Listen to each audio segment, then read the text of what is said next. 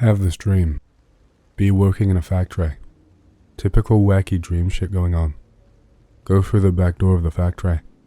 Walk out into sort of a Disney cartoon. A bit like on Who Framed Roger Rabbit when Valiant is in Toontown. Don't like it. It has this weird sort of opera / choir kind of music in the background, but it is really foreboding and eerie. Whole place feels foreboding and eerie. Start panicking. See phone booth. Use phone booth. Call myself to come rescue myself. Wake up sweating. Time to get up anyway. Go downstairs. See that I have a message on the answering machine. Play message. It's the same music from the dream and someone talking, but you can't make out what's being said. Message was received just before I woke up. Maybe I called my house phone with my mobile while I was sleeping, like some kind of muscle memory thing, although that would not explain the background music. Remember, my mobile was downstairs, charging the whole night anyway. Link related. It's the voicemail. TLDR. I called myself from a dream, I think. Ex-militia anon again. Figure I should give a more recent story. Be late spring 2022 in the Midwest. As any good old boy knows, this means one thing: walleye run. For anyone who does not live in the Midwest or lives near the Great Lakes, the walleye run is basically the redneck version of the salmon runs on the east and west coasts. For our European anons, you know the walleye as pike perch or zander. For myself, I'm after the walleye, but I'm also chasing after common carp, gold eyes, and red-tail suckerfish. Some call them trash fish, but they tend to put up heavy, yet intelligent fighting tactics. This will come back later in the story, by the way. Go out to the local tributary river of the Big Mo and set one rod up for bottom feeders, and the other I'm running with drop shot rig in some fast moving water. Spend my time moving up and down the river with the latter as to cover the most water possible, and watch as several fishermen come and go a bit downstream in a small waterfall area. I catch a few wallies and several red-tailed suckerfish throughout the morning hours, but by about noon, the fishing starts to slow down a bit. As the fishing slows down, I switch both rods into a standard bottom feeder rig set up for carp and suckerfish, as the latter I was having a fair bit of luck with, while the former was something I really wanted to have a shot at. While I was setting up the second rod for bottom feeding, I keep getting these uneasy feelings of someone watching me. I have no fucking idea how to explain this without sounding delusional, but the river I fish in is smack dab in the area I live. Having other fishermen or the occasional birdwatcher is nothing new. But this feeling, it felt wrong, like seriously wrong. This put me on edge, but the feeling quickly disappeared as one of my rods started getting thwacked pretty hard. And of course, all survival instinct disappears when a good fish hits your line. I head over to my fishing rod and set the hook, and whatever this fish was, it was large enough to put a bend in a fairly heavy-duty rod. The fish starts dancing around the entire area I have been fishing, and it's doing some tactics that allow me to give a pretty reasonable guess as to what it was. It's a fucking carp, oh boy. As I'm fighting this carp, I find myself constantly having to pull it away from snags in the water. This carp was a big boy, and it made sure I understood why it got that large in the first place. Constantly pulls itself near an underwater log, some reeds, and then finally, it gets itself locked up under some old concrete from a bridge that was destroyed in the 2011 floods on the Mo. So I have to try and maneuver myself with this huge bitch and get it unstuck. But while I'm doing this, the carp is making damn sure it gets the line snagged again every time I loosen it up. Oh, you beautiful hog-faced bastard. As I'm doing this, the feeling of being watched starts to creep back into my head. I try to not let it bug me, but it becomes overbearing, and as soon as I twist my head to see if anyone is nearby me, the carp snaps the line. Wait, what are those footsteps? Like, I swear I looked around and saw no one, and now someone is practically within breathing distance of me. Turn around, and the first thing I see is some disheveled guy who looks homeless, and I swear, I almost shit bricks. Guy saw what happened with the fish and said, "Shit, sorry to see that, man." Nervously, I kinda say, "Yeah, it happens sometimes with carp." I kinda sigh and ask him what's up, and while we were about to talk, a literal bald eagle flies over us, and this dude's eyes light up like a little kid's. "Oh my god, there it is," he shouts. "Huh? Oh yeah, bald eagle, neat." And while I say this, he takes out a phone and starts writing down the date and time of where he spotted the eagle. Turns out this guy is a really enthusiastic birdwatcher, and he's been following an eagle pair that was recently dislodged from its nest by Canadian geese. Fucking geese. Can never be safe around those bastards. We shoot the shit about the eagles and geese, and he asks if I have ever seen any bird nesting areas around here. Oh yeah, if you go to the next bridge down, tons of birds have managed to make a small nest colony under it. Mostly sparrows, starlings, and robins that... Before I can even finish, this guy thanks me, and is running down the banks to the next bridge, which is about 500 meters or so down the river. Right, back to fixing my turn around, and look up a nearby hill, and standing there is the most stereotypical looking man in black that I have seen in my life. This dude drove his blacked out SUV onto the nearby hill, off-road, and was watching me talk to the homeless birdwatcher guy. He was wearing an all-black two-piece, had blacked out sunglasses, the whole stereotypical men in black getup. He just stands there, staring at me for what felt like 10 minutes in total, and I'm trying to remain calm and carry on with setting up my fishing line. All the while, I'm already discombobulated by the whole birdwatcher thing, and now I have a glow-in-the-dark spook staring at me. I cannot describe the feeling of being stared at by this dude. It felt wrong. The same feeling I had earlier, and now magnified by the whole reality that yes, I am in fact being watched. Eventually, I get enough courage to just look straight back at this guy, and as I'm about to get ready to wave at him, he just looks at me and nods as if to acknowledge that he knows I can see him. He then goes full Michael Jackson and moonwalks back to his SUV while keeping eye contact with me. He proceeds to open his door as if he was running a VCR and rewind from when he closed it previously. Gets into the SUV, turns it to face me for like 5 minutes, then slowly reverses before going out of sight behind the crest of the hill. I have no idea who this guy was, what he wanted from me, but the feeling he gave me was one of being hunted by a mountain lion.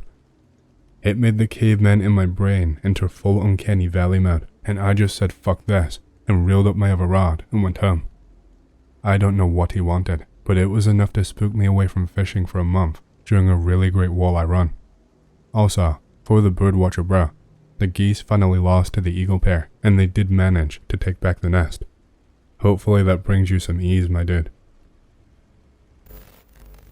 When I was a senior in high school, a girl 2 grades below me took her own life by hanging herself by a chain in a tree in her yard. Her mom was sick with grief, and I don't know who put the idea into her head, but she thought her daughter would be resurrected.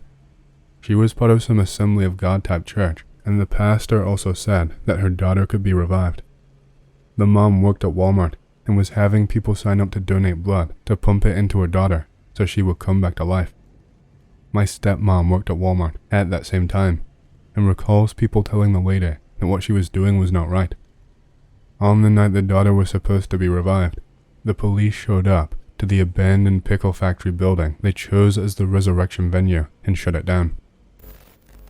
Be me, 2002, 22-year-old homeless alcoholic, starting out life on hard mode, life in the Southwest, fall in with Mexican day laborers, work hard, buy booze, sleep, repeat. Buddy says he's found a sweet deal of a job. It's a dig job. Ask him to hook me up. Says it's twice as much money as what we've been getting for the same kind of ditch digger shit we've been doing. Meet with Hefe. Says keep your mouth shut and do what I say and get paid. 2-hour van ride into the desert. Volcanoes? What the fuck? I had no idea there were volcanoes on the Mexican border. Park in the middle of fucking nowhere and grab shovels and lanterns. Go in a weird, big as fuck cave. No graffiti, no trash. Like totally untouched. No bats, no guano. Big ass fucking stone circle in the middle. Hefe says, don't touch that shit. Gatorade and shitty ham sandwiches for lunch. Boss man says dig here, then dig there. Do this all day long. Keeps checking shit on some little yellow box like a voltmeter. Keep finding little stone objects shaped like D&D dice. Boss loses his shit when we find a metal one instead of stone. Are we grave robbing? Fuck. Walking back to van, wore the fuck out, sun just dipping on the horizon. Hear whispering from the shadows, Buddy hears it too. Boss man says keep your eyes down and keep walking. Buzzing in my ears, inside my head, walk faster. Not sure this is worth it. Day 2, we're back at the cave. Big stone disc has been moved, and there's like a circular well underneath. Can't see the bottom. Boss man freaks out. Everybody out. Job's over. Goodbye money. Everyone's super quiet on the ride back. Feds roll in next week, asking everyone, you seen this guy? It's boss man. Even being a stupid drunk at 19, I know never to talk to feds. Feel dirty. Nightmares every night. Can't stand the heat anymore. Can't stand the sun. Take everything I own and what little cash I have and go cross country and beg my sister to let me stay with her. Never going back to the desert. I made an appointment with a psychiatrist tomorrow because I honestly think I've lost it. This is my story. It's quite long, so bear with me. Just recently become 20 years old. Want to do something fun for my birthday. Invite 3 friends to go urbex and haunt hunting with me in the Czech Republic. 2 destinations are abandoned underground facilities from the Second World War. One destination is a supposedly haunted hill. Another destination is a long tunnel, just beneath the ground, which supposedly abruptly ends. Still don't know where that one's supposed to be. You're catching my drift, I think. We had a lot planned. Group consists of me, a hipster, a comic nerd, and a rich guy. Be yesterday evening. Hang out in the house of rich guy, Jack. Smoke some weed and watch Ace Ventura. Decide to take a look at local forest while stoned. Meet some random dude in front of the forest. His English is pretty decent. I'd say even better than mine. He's pretty young. Says he's there quite often. Says he used to do videos there. We don't really know him, but he seems like an alright person. Plus, we might need someone who knows the area, so we ask him to chill with us in the forest. He takes a long look into the forest. Listen, I am not letting you enter that forest. We are confused, asking him whether he's the forest keeper or something. He completely avoids eye contact with us, staring into the forest. Nerd starts grinning and shouts, "Creepypasta time," with a melodic voice. Some of us laugh. Forest dude is visibly annoyed. He mocks our laughter and tells us to fuck off. Rich Anon is getting upset. Hipster Anon too. Forest dude's eyes are trailing something in the forest in short bursts of movement. Without looking away from the forest, he says, "Creepypasta? Okay. So you're into like creepy stuff, right?" I was too. He licks his lips and cowers a little, as if he was trying to look beneath something. Nerdanon is now joking about me having planned all of this. Forest Bro is fucking pissed. His entire body language is saying, "I'm prepared to fight you." Fists clenched and feet wide apart, he finally turns towards us. 2 options. You leave, or I make you leave. We mock Forest Dude a little, but we turn around. Suddenly, Rich Anon turns toward the forest again and starts sprinting inside. Instinctively, we follow him. Because we are a bunch of morons, we make bird noises while running past Forest Dude, who desperately tries to catch one of us. Forest Dude stops chasing right after the first tray. He's crying now, hysterical, begging us not to go inside. He's offering us money, his car, and some inaudible things. At this point we really think he's gone nuts. After about 20 minutes of walking, Hipster Anon sits down on a large rock. We sit around, starting to roll new joints, talking about a restaurant where you can get an entire menu for like €8 and it's fucking delicious. Nerdanon stares at his half-rolled joint. Dudes, I'm out. Not smoking anymore. Total paranoia. He passes his weed on, but we don't really bother asking him what's wrong, since he was always kinda weird. We toke up and continue north. Sorry for breaking the story. I should have fucking listened to that forest dude. We find a half-rotten, half-gnawed boar carcass. Nerdanon is freaking out, begging us to leave. Claims he knows his shit. Claims there is no animal in these forests able to kill a boar. Getting a bad feeling as well. Suggest we head back. Hipster Anon says we should look for mushrooms on the way out, the normal ones. We spread out a little and look for mushrooms. Surprisingly, there are none. I get a little bit distracted by a weird stump and get separated off of the group. As we get back together, it seems that Nurdanon cheered up a bit. At least he's not frightened anymore. We make our way back. Rich guy laughs loudly as he sees that Forest Dude is still in front of the forest. Forest Dude is anxiously walking up and down. No trace of him being angry at us, just frightened or worried about something. We decide to apologize to him and offer him a beer. As we walk out of the forest, he's relieved at first, until he sees Nurdanon. His eyes widen, and you could see how his breath stopped for a moment as he turned pale. He suddenly smiles and accepts our offer. On the way, we're talking about nothing in particular. Forest Dude turns to Nurdanon and asks him how long Richanon has lived up there, nodding toward Richanon's house. Nurdanon says he does not know. We all remember the fucked up night that we had, as we had a goodbye Richanon party in his house, since he was leaving our country to live back in the Czech Republic. Think that Nurdanon probably smoked too much, so he does not remember it.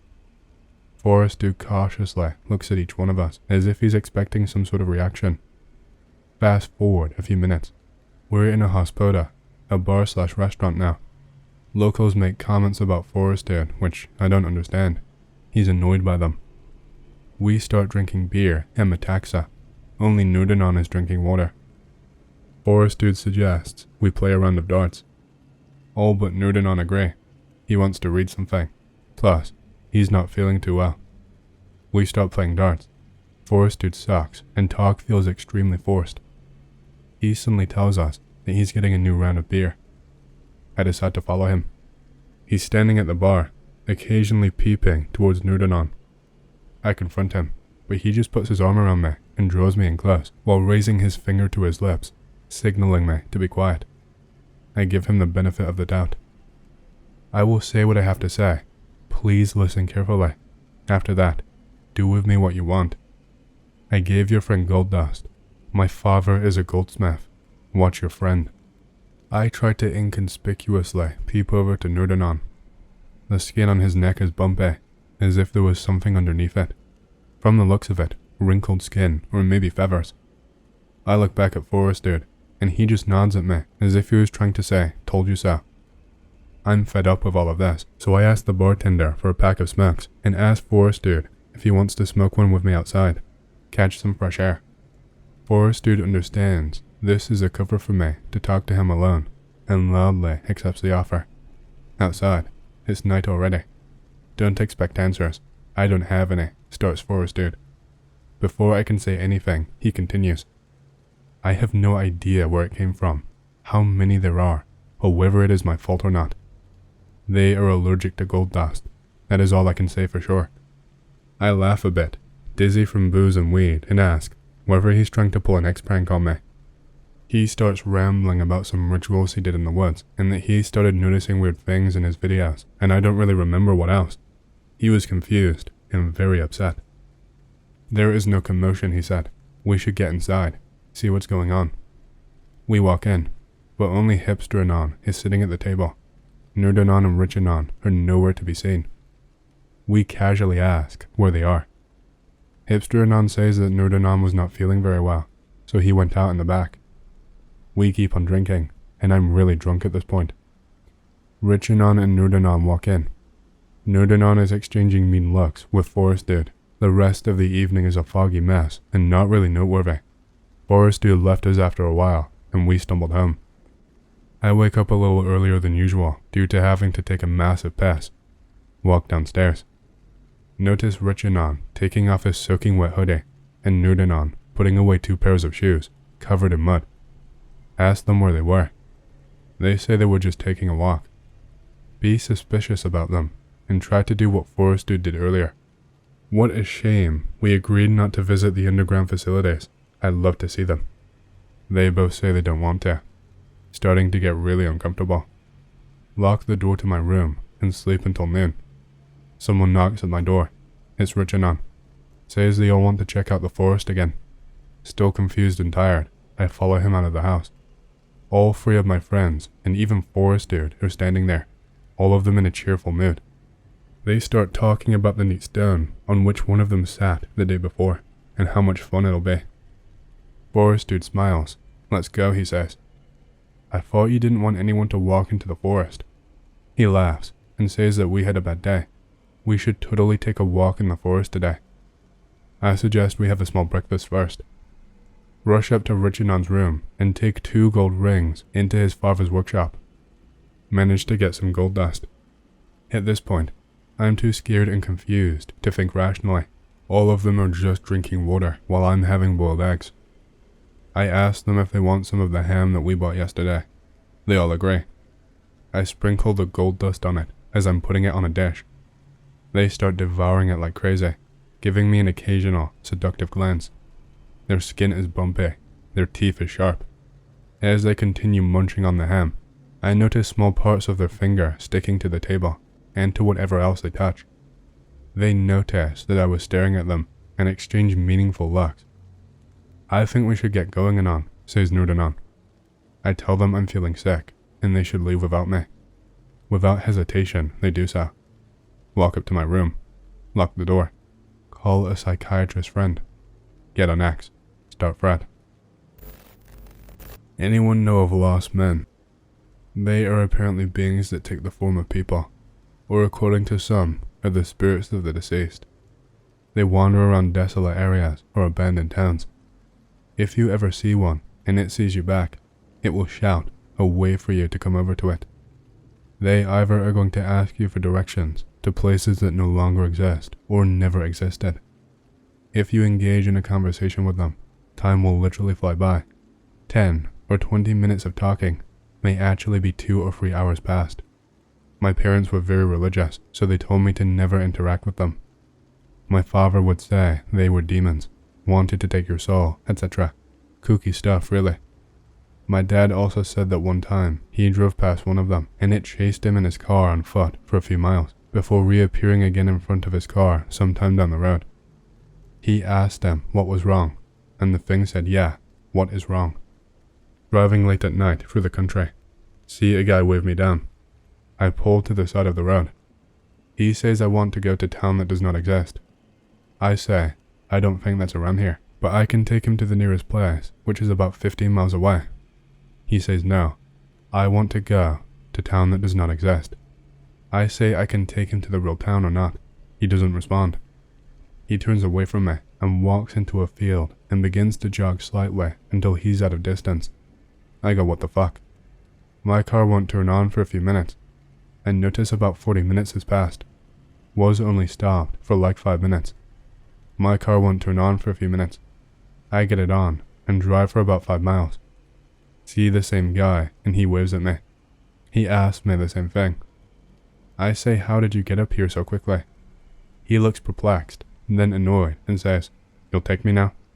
I say no I won't and I speed off.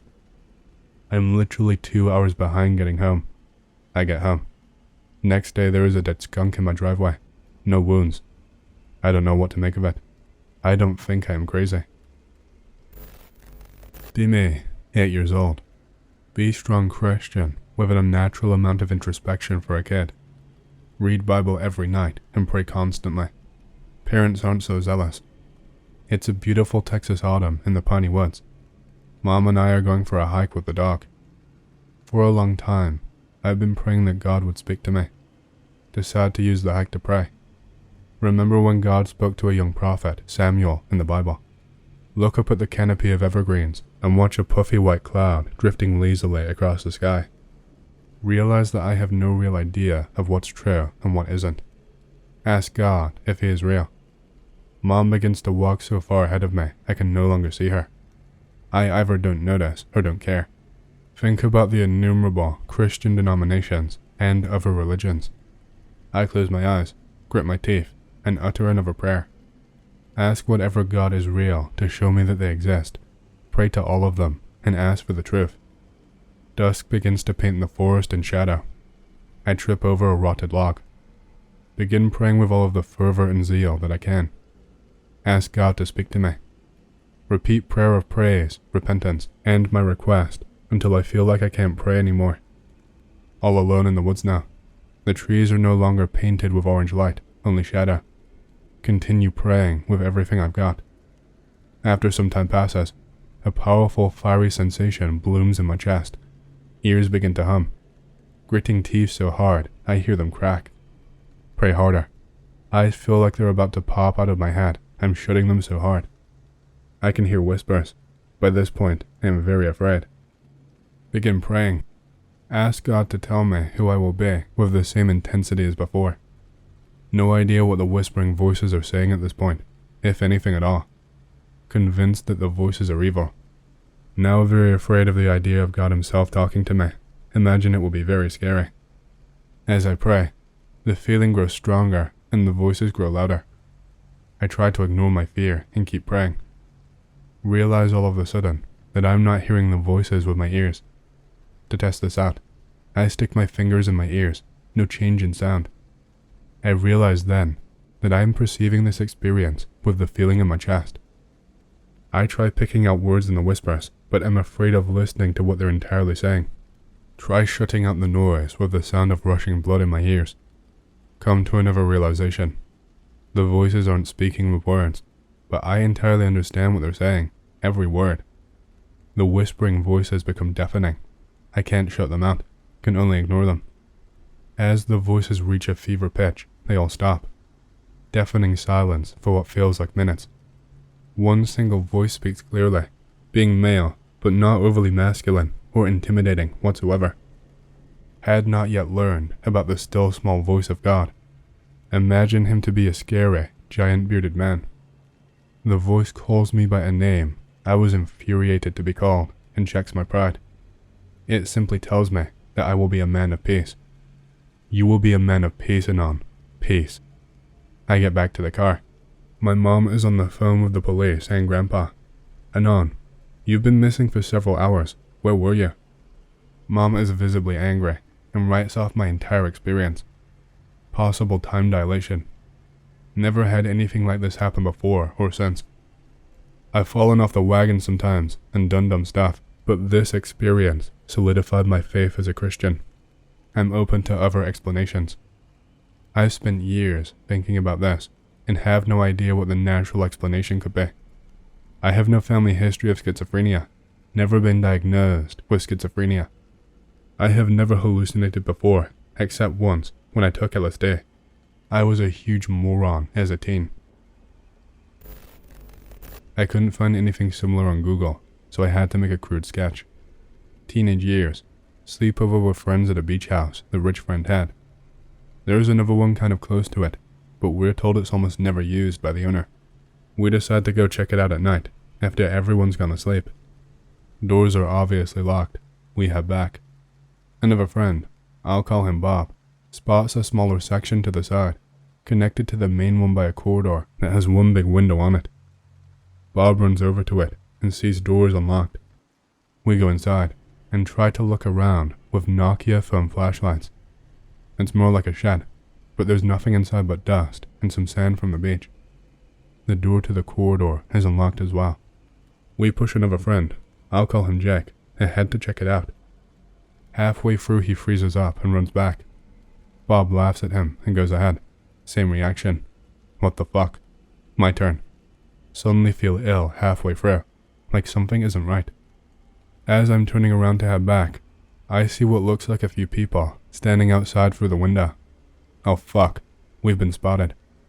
Motion to my friends to get the fuck out, and we run out of the place, but there is no one outside. Fast forward about 6 to 7 years. At rich friend's house, his mom is talking to us. She mentions being sad about selling the beach house, but it was uncomfortable. Ask her why. Says the owner of the house next to it was convicted of killing some random girl he picked up about 2 years ago. They found him by tracking her phone, and it led to the beach house. Some of her remains were found in the sand. Police assumed he threw the body into the sea, but the waves washed some of it back. There was also more DNA around the side house, but he denied knowing any of it. Remember the shadow figures on the sand staring at me. Shipwrecks.